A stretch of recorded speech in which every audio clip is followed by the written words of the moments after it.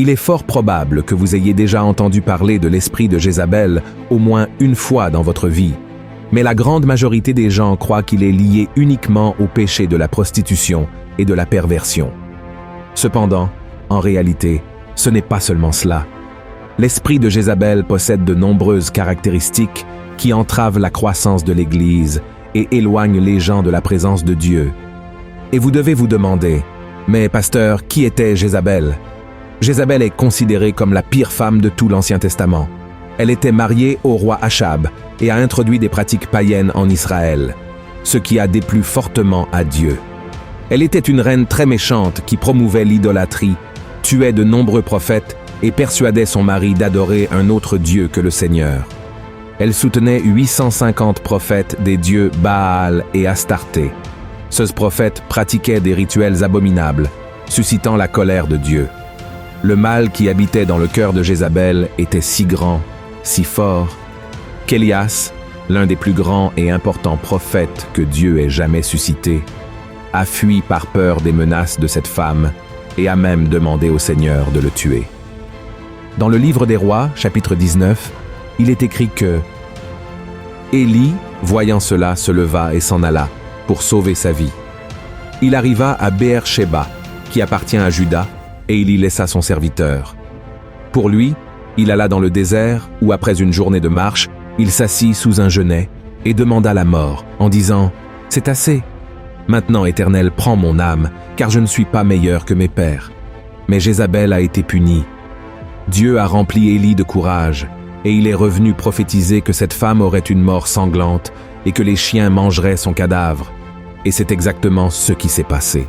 La Bible raconte qu'un homme appelé Jéhu a tué le fils de Jézabel, et, à cause de cela, elle l'a défié. Alors Jéhu a envoyé quelques hommes pour la tuer. Ils ont envahi le palais et ont jeté Jézabel par la fenêtre. Jéhu l'a ensuite écrasée avec ses chevaux. Lorsqu'ils l'ont enterrée, ils n'ont trouvé que son crâne, ses pieds et ses mains, car les chiens avaient mangé le reste. Les actions de Jézabel contre le peuple de Dieu étaient si destructrices que son nom a été adopté par un esprit malin très puissant, dont le seul objectif est de détruire l'autorité de Dieu. Et sa cible favorite est l'Église. Malheureusement, dans presque toutes les communautés chrétiennes, il existe une Jézabel qui trompe les gens et entrave leur croissance spirituelle. Et Dieu veut nous utiliser pour vaincre cet esprit malin, afin que son peuple puisse être béni. Mais comment savoir si l'esprit de Jézabel habite parmi nous? Il existe quelques caractéristiques qui peuvent indiquer la présence d'une Jézabel dans votre Église. Et la première d'entre elles est la prostitution. Dans le livre des Rois, chapitre 9, il est raconté que Jézabel était une femme vaniteuse et habituée à atteindre ses objectifs par la séduction. Dans la Bible, le terme prostitution a le sens d'infidélité tant conjugale que spirituelle. Quand une personne n'est pas fidèle à Dieu, elle se prostitue, car Jésus a dit que personne ne peut servir deux maîtres. Jézabel pratiquait à la fois la prostitution sexuelle, en trahissant son mari, et la sorcellerie, en trahissant le Dieu d'Israël. L'esprit de Jézabel entre dans les églises par le biais de personnes qui ne vivent pas une vie de sainteté. C'est pourquoi les pasteurs et les autres leaders doivent faire attention à qui ils mettent devant l'autel pour ministère. Je sais que nous sommes tous imparfaits, pécheurs, mais la personne qui est à la tête d'un département de l'Église doit vivre une vie de sainteté. Une personne en péché de fornication et de prostitution, par exemple, n'est pas prête à diriger, car elle doit être restaurée. Et nous devons le faire avec amour et beaucoup de patience, ne jamais exposer personne en public. En plus de cette situation, il y a aussi la prostitution spirituelle. Beaucoup de membres d'Église sont rebelles à l'égard de la communauté où ils se rassemblent. Des personnes comme celle-ci sautent d'une branche à l'autre, cherchant où trouver quelqu'un qui leur convienne, et chaque jour cherchent une église et un pasteur qui fassent leur volonté. Et lorsqu'ils ne sont pas satisfaits, ils créent des intrigues pour nuire au leadership. La deuxième caractéristique de l'esprit de Jézabel est l'idolâtrie. La Bible raconte que Jézabel adorait des idoles et avait une armée de prophètes composée de plus de 850 hommes qu'elle soutenait pour vénérer des dieux étrangers. De nos jours, nous voyons rarement ce type de pratique, mais l'idolâtrie va au-delà des images sculptées. L'idolâtrie, c'est tout, ce qui prend la place de Dieu dans notre cœur, car le Seigneur doit être la priorité dans notre vie. Par exemple, de nos jours, il existe un monde évangélique où des personnalités telles que des chanteurs et des pasteurs se distinguent plus par leur charisme et leur talent que par leur foi en Jésus. Et c'est là que l'esprit de Jézabel agit. Il fait en sorte que les gens idolâtrent davantage la célébrité évangélique que le Seigneur lui-même. Et c'est quelque chose que Dieu déteste. La troisième caractéristique de l'esprit de Jézabel est la manipulation. Jézabel était manipulatrice, ce qui signifie qu'elle voulait que tout se passe à sa manière. Elle a même convaincu son mari d'abandonner le Dieu d'Israël et d'adorer le Dieu Baal. De plus, elle était très envieuse.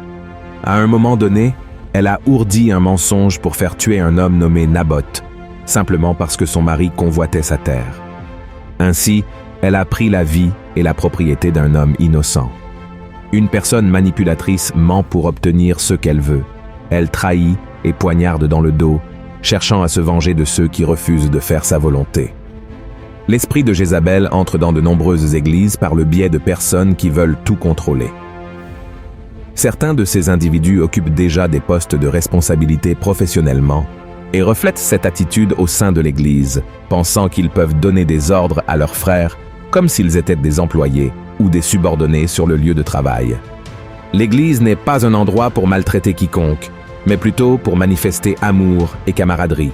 Et si quelqu'un occupe une position de pouvoir dans la société, cela doit être laissé à l'extérieur. Dans l'Église, nous sommes tous frères et sœurs et devons nous servir mutuellement avec amour, comme l'a dit l'apôtre Paul dans Galates, chapitre 5. Par conséquent, nous devons être prudents lorsque nous nommons quelqu'un à un poste de leadership qui ne traite pas bien ses frères. Et enfin, la quatrième caractéristique de l'esprit de Jézabel est la persécution. Cette femme a persécuté les prophètes de Dieu au point que beaucoup ont dû se cacher pour ne pas être tués. Beaucoup de prophètes sont même morts à cause de Jézabel, et le prophète Élie lui-même a été menacé par elle. Une des raisons de cette persécution est que les prophètes de l'époque parlaient la vérité et non ceux que Jézabel et son mari voulaient entendre. De même, l'esprit de Jézabel peut être perçu dans des églises où des personnes sont persécutées par leurs propres frères. Il existe des églises où tout est tellement établi que lorsqu'un homme ou une femme de Dieu propose des changements, il commence à être persécuté et à faire face à des persécutions externes de personnes ou de situations venant de l'extérieur de l'Église. C'est quelque chose de normal, mais l'esprit de Jézabel agit à l'intérieur de l'Église. C'est une stratégie de l'ennemi pour affaiblir le peuple de Dieu. Car Jésus a dit, comme Jésus connaissait leurs pensées, il leur dit, « Tout royaume divisé contre lui-même est dévasté, et toute ville ou maison divisée contre elle-même ne peut subsister. » C'est pourquoi faites très attention aux personnes qui parlent mal d'autres frères, ou qui persécutent les dirigeants et les membres, car elles sont utilisées par l'esprit de Jézabel. Je sais que nous n'avons pas besoin d'être d'accord avec tout ce que nous voyons et entendons dans l'Église, mais Dieu nous appelle à intercéder et à exhorter si nécessaire, et non à causer des divisions ou des querelles. Comme nous l'avons vu au début de cette vidéo, la fin de la vie de Jézabel a été terrible. De plus, dans le livre de l'Apocalypse, Jésus donne l'avertissement suivant à l'église de Thyatire pour avoir toléré cet esprit de Jézabel parmi eux. Il a dit « Je connais tes œuvres, ton amour, ta foi, ton fidèle service, ta constance et tes dernières œuvres plus nombreuses que les premières. Mais ce que j'ai contre toi, c'est que tu laisses la femme Jézabel, qui se dit prophétesse, enseigner et séduire mes serviteurs, pour qu'ils se livrent à l'impudicité et qu'ils mangent des viandes sacrifiées aux idoles. Je lui ai donné du temps, afin qu'elle se repentît, et elle ne veut pas se repentir de son impudicité. Voici, je vais la jeter sur un lit, et envoyer une grande tribulation à ceux qui commettent adultère avec elle, à moins qu'ils ne se repentent de leurs œuvres. Je ferai mourir de mort ses enfants, et toutes les églises connaîtront que je suis celui qui sonde les reins et les cœurs, et je vous rendrai à chacun selon vos œuvres.